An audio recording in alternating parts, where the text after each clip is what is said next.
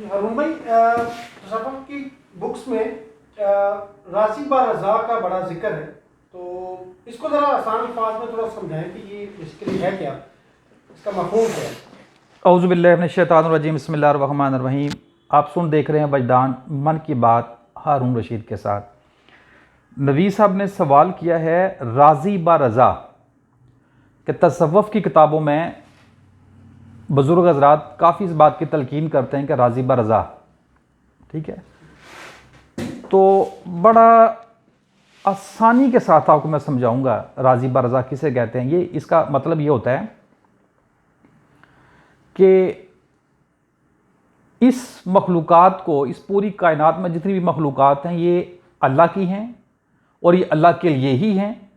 तो इन तमाम की तमाम चीज़ों का जो इस्तेमाल कब, कहाँ कहाँ, कैसे कैसे, कितना कितना होना है, ये अल्लाह ने ही करना है। और जितनी भी मखलूक़ात हैं वो अल्लाह की मर्ज़ी के आने मुताबिक चल रही हैं। इसको राज़ी ब रज़ा कहते हैं, ठीक है। अच्छा, अब बाकी तो इंसान के अलावा जितनी भी मखलूक़ात हैं वो तो राज़ी ब रज़ा हैं, ठीक है। वो तो अल्लाह की मर्ज़ी के मुताबिक चल रही हैं। तो ये एक लफ्ज़ है जो सूफिया हज़रात ने इसको बनाया हुआ है, लेकिन इसकी एक कैफियत है, ये एक अमल का नाम है। इसको मैं आपको समझाने की कोशिश करता हूँ। इंसानों का मामला ये है कि इंसान जब अल्लाह ताला उनको कोई चीज़ या नेमत अता करता है तो ये बड़े खुश होते हैं।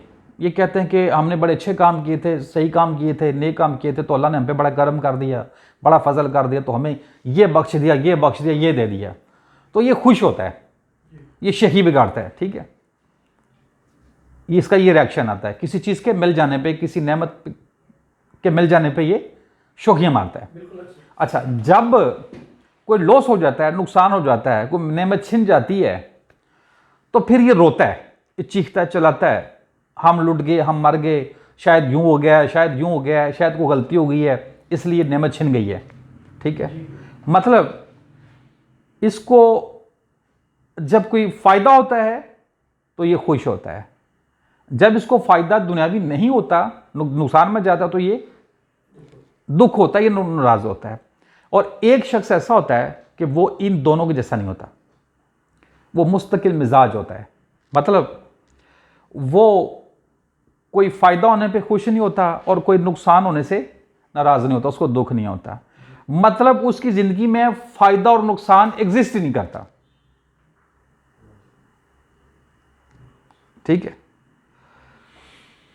उसका ये पक्का और ठोस ईमान है कि ज़मीन और आसमान में जो कुछ भी है, इंक्लूडिंग मी, यानी कि मैं भी, कि ये अल्लाह का है और अल्लाह के लिए ही है। तो मेरे फ़ायदे नुकसान की कहां बात आ गई? ठीक हो गया, इससे आपको समझ आ गई होगी। बल्कि इस तरह की बेशुमार आयात भी कुरान मजीद के अंदर मौजूद हैं। इसको राज़ी ब रज़ा कहते हैं। असूली तौर पर राज़ी ब रज़ा नहीं कहना चाहिए, ठीक है। सिंपल कि ज़मीन आसमान में जो कुछ भी है किसका है? अल्लाह का। तो ये अल्लाह के लिए ही है। आप बीच में कहां से आ गए? आपका नफा नुकसान बीच में से कहां से आ गया? दूसरी बात, इसको एक सादा सी मिसाल से समझ लें राज़ी ब रज़ा को, कि मुर्दा, कौन? मुर्दा जैसे गुसाल के हाथ में,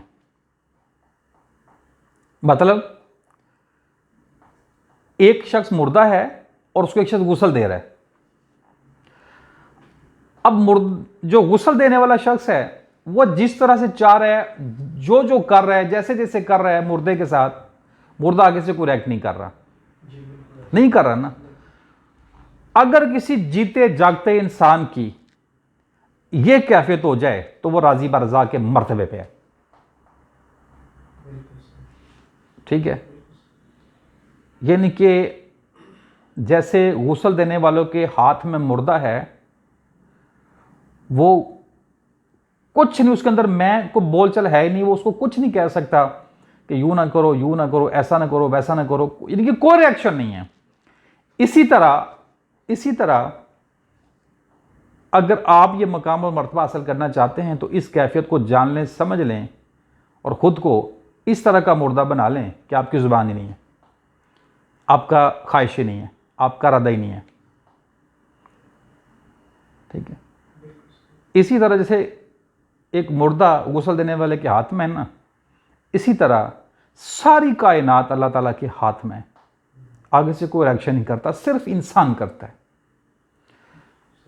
तो आप इसी तरह खुद को अल्लाह के हाथ में दे दें, सरेंडर कर लें, यानी कि 100% अपने आप को अल्लाह के आगे झुका लें। अब पक्का ही मान ले आए कि ये जो कुछ भी ज़मीन आसमान में है ये अल्लाह का है, ये अल्लाह के लिए ही है। आप खुद को बीच में ना लाएं। ये बहुत मुख्तसर बड़ा सादा सा मैंने आपको ये समझाने की कोशिश की है। उम्मीद है आपको भी बात की समझ आई होगी। मज़ीद आप इस पर गौर व फिक्र कर सकते हैं, सवाल दोबारा कोई पैदा हो तो वो किया जा सकता है। अच्छा जी, आप तमाम सुनने और देखने वाले दोस्तों का बहुत शुक्रिया। ये राजी बरज़ा पे थोड़ी सी कोशिश की थी बताने की, इस पर ज़्यादा भी बात की जा सकती है। तो अगर आपको ये वीडियो अच्छी लगे तो इस चैनल को सब्सक्राइब कर लें, लाइक और शेयर कर लें। मकसद से मेरा यही है कि ज़्यादा से ज़्यादा लोगों को रूहानी और दीन इस्लाम की आगाही हो। अस्सलाम वालेकुम रहमतुल्लाहि व बरकातुहू।